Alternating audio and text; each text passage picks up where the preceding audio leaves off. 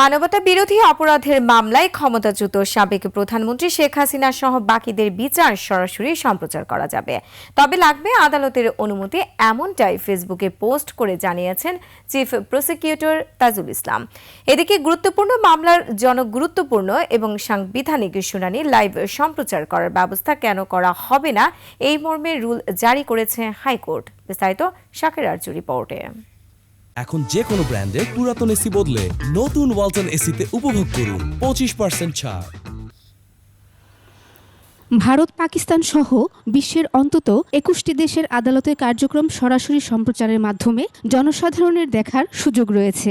বাংলাদেশেও এ নিয়ে অনেক দিনের আলোচনা থাকলেও আদালতের মধ্যে চিত্রধারণ কিংবা অডিও রেকর্ড নিষিদ্ধ ছিল।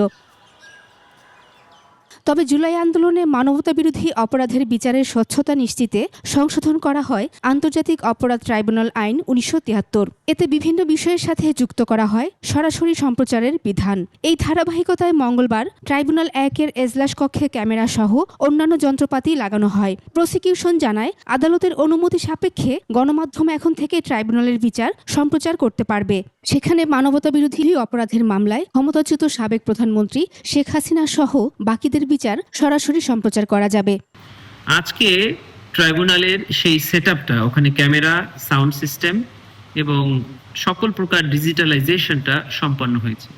এখন ট্রাইব্যুনাল কোর্টরুমের ভেতরে যে বিচার কার্য হবে ট্রাইব্যুনালের অনুমতি সাপেক্ষে সেটিকে পাবলিকলি ব্রডকাস্ট করা যাবে, অথবা সেটিকে ধারণ করে পরবর্তীতে সেই অংশটুকু ট্রাইব্যুনালের ওয়েবসাইটে প্রকাশ করা যাবে। এটা যেন সাধারণ মানুষ যারা ট্রাইব্যুনালে আসতে না পারবে তারাও যেন যার যার অবস্থানে থেকে ট্রাইব্যুনালের কার্যক্রম দেখতে পারে।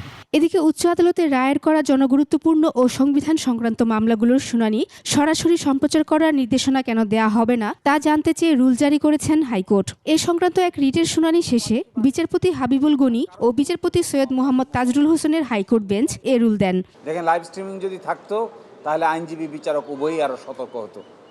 যদি আইনজীবী বিচারক জানতে পারতো যে তিনি কি কথা বলছেন, কি রেফারেন্স দিচ্ছেন, কি বক্তব্য উপস্থাপন করছেন, কিভাবে আর্গুমেন্ট করছেন, কিভাবে পেজ দেখাচ্ছেন, কিভাবে আদালতকে কনভিন্স করার চেষ্টা করছেন, তাহলে আমার মতে আইনজীবী এবং বিচারক সকলেই কথাবার্তা বলার ক্ষেত্রে অনেক সতর্কতা এবং শিক্ষা দীক্ষায় আরও অনেক বেশি সচেতনতা অর্জন করতেন।